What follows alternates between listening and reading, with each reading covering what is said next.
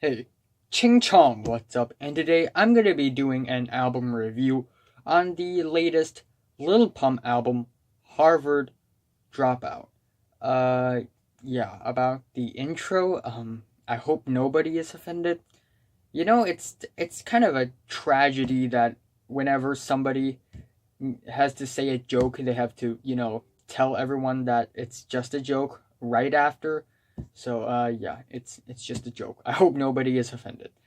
Uh, anyway, Lil Pump, Harvard Dropout. Anyway, Lil Pump, aka anyway, Gazi Garcia from Miami, Florida, under the alias of Lil Pump, has came out with a studio album, Harvard Dropout.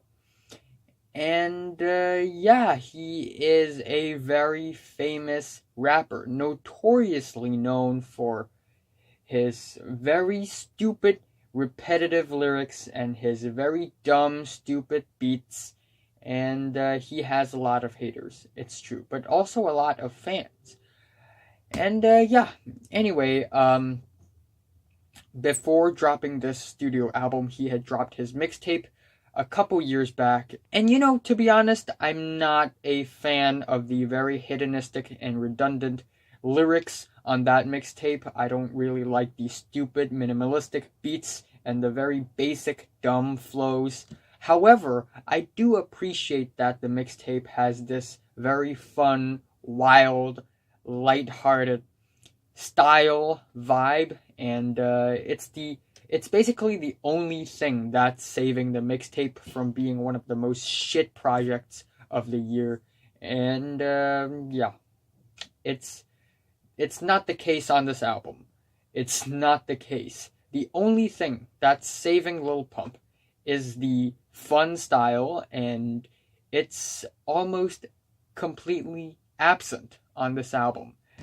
And yeah, before I start off talking shit about this album, you know, the album cover is quite good. I have to admit, the album cover is probably the best I've seen in the year. I'm serious. But yeah, other than that, judging by the album cover, you can already tell that the production of the album is gonna be way more expensive and professional than the mixtape, which is usually a good thing, but a very bad thing for Lil Pump, because one of the reasons why Lil Pump's mixtape were so wild and fun is because of how unhinged it sounds, because of how raw and rough it sounds at times. And now with cleaner productions, it just sounds more boring, a little more professional. The album feels a little more skilled. And that's exactly what I don't want Lil Pump to sound like. Yeah, and because of that, there are also a lot of tracks here that just go stale completely. A lot of tracks here feel very forgettable and mundane, as it doesn't really provide all that much in terms of texture or flavor or anything in general. So yeah, while there are bangers here and there, most of them are also very mild and plain bangers, very plain bangers. And yeah, I guess that's all I have to say about the album. However, before I end off the video, I have to talk about every single track off of the album. We have the album opener, Dropout, which doesn't sound all that bad at first with the ascending beat, except it gets drab within the first few seconds. And of course, the lyrics and the flow aren't all that great either. Drop out when I got rich. Drop out when I fuck a bitch. And yeah, it's kind of stale, kind of mundane, and forgettable. And then we have the second track, Nuh-uh, which is one of the rare moments on the album, in my opinion, because it's actually one of the more aggressive tracks on the album. The performance by Lil Pump is a little more outlandish, a little more aggressive and wild on this track, and I also, I guess, kinda like the blasting keys and the beat, even though sonically speaking, it's not all that sophisticated or anything, but it's still a very solid and compact track. I don't think it's great, but I still think it's okay, It's okay. And then we have I Love It featuring Kanye West, which is a smash hit, a very notorious smash hit last year. And first of all, this track is an oddball amongst all the other tracks on the album because the beat of the track doesn't sound Lil Pump at all. It sounds like a Kanye type beat, like a Yeezus infused with a very bad meme kind of beat. And yeah, it's not that bad. The beat is not that bad. It's a breath of fresh air, in fact. And I actually think that Kanye West's performance on this track is actually pretty energetic, pretty exciting, pretty funny as well. But still, Lil Pump's performance isn't all that great. I think the auto-tune is not really that tasteful. And overall, it's not all that spectacular of a track whatsoever. And then we have Ion. I don't know what you're talking about. Ion. Yeah. Yeah.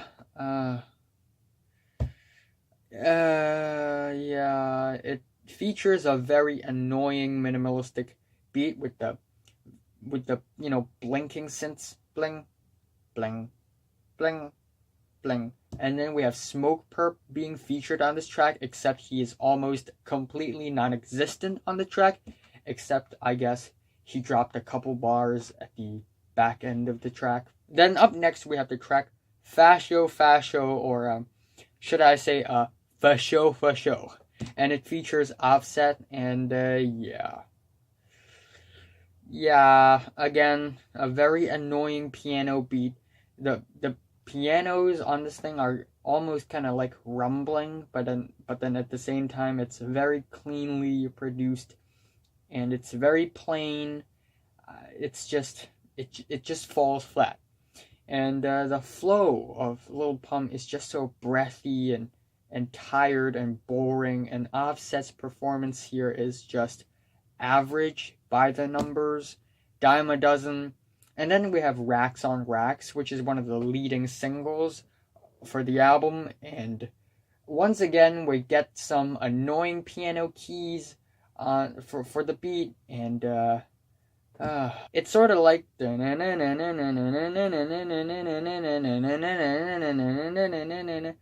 yeah, it just gets so boring over time,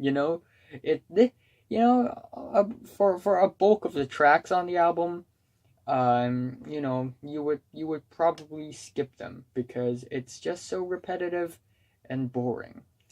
And yeah, the lyrics are pretty boring and unimaginative as well. Racks on racks on racks on racks on racks on racks. It's pretty tiring and pretty exhausting. And then we have Off-White, where Lil Pump's performance is a tad bit more aggressive, a tad bit more fun, but again, the beat is pretty simple. Again, we have these annoying piano keys, and then we have Butterfly Doors, which is which is another really simplistic and dumb track. We get these keyboards for the instrumentals, and they're just pretty minimalistic, pretty lazy, almost sounds like a Migos instrumental, but then I guess 10 times more lazier. And also, originally the track features an ad-lib, Ching Chong, and I want to talk about it a little bit because I am a Chinese myself. Technically, I mean, I'm from Hong Kong, but technically I'm Chinese, I guess. I don't know. Yeah, anyway, I'm gonna be honest, I am not offended by that at all. It's just an ad-lib. I mean, not like Lil Pump made an entire line talking about Asians, talking shit about Asians, but still, I don't recommend him to say Ching Chong ever again. Just don't say that ever again. Not because I'll be triggered, but because it's, not really that respectful, but whatever. I'm trying my best to keep socio-political topics out of my reviews, okay? I'm trying my best, I swear. Anyway, the next track is Too Much Ice, and it features Quavo, and Quavo's feature on this thing is another generic, boring, predictable feature from Quavo. And I just don't like how the instrumentals of the track is basically 3 piano notes looped over and over and over and over again. The only thing that's almost saving the track is the aggressive performances by Lil Pump, but again, it's almost, it almost saved the track. Everything else about the track is just really underwhelming. And then we have Millionaire featuring Lil Uzi Vert, and it's actually my favorite track on the entire album, and for various reasons. First of all, I think the very clean and slick production of the track actually helps the track get better instead of worsening it like for a lot of the other tracks on the album. Second of all, I think a Lil Uzi Vert's feature on this thing is actually pretty nice, even though I don't think he gave a great performance. I still appreciate it for what it is. And 3, I think the beat is actually the most unique on the entire album. It's sort of like this blasty, fadey beat that's just sort of fading out at the end, and it's actually pretty special. The production is nice in a good way, and it's pretty catchy. Millionaire.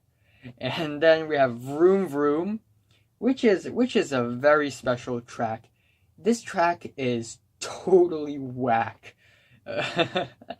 Vroom, vroom, vroom, vroom, vroom, vroom, vroom, vroom, vroom, vroom, vroom, vroom, vroom, vroom. It's so bad, it's actually good. I was actually quite entertained by the track.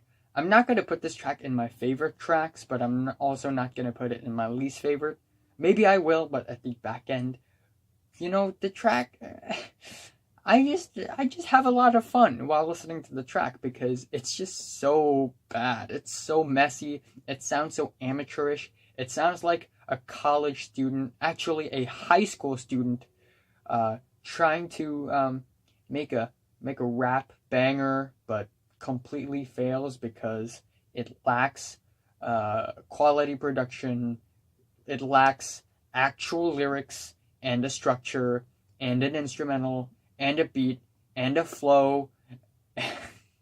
This track sounds amateurish, and the beat is totally trash, and I had a good laugh while listening to it, so you know. And then we have Be Like Me featuring Lil Wayne, and Lil Wayne's feature is one of his worst features, and I think the lyrics are incredibly pretentious, and the flow of the track is just, it's irritating because it's just so stupid, but then it's so irritating that I kinda appreciate how irritating it is. Yes, I am ignorant and drunk of a bug! And then up next is Stripper Name featuring YG and 2 Chainz. YG, what are you doing over here? You're a good rapper. What are you doing? Yeah, the instrumental of this thing. Actually, scratch that. There isn't an instrumental for the track. The beat is basically this woman, this girl humming like, and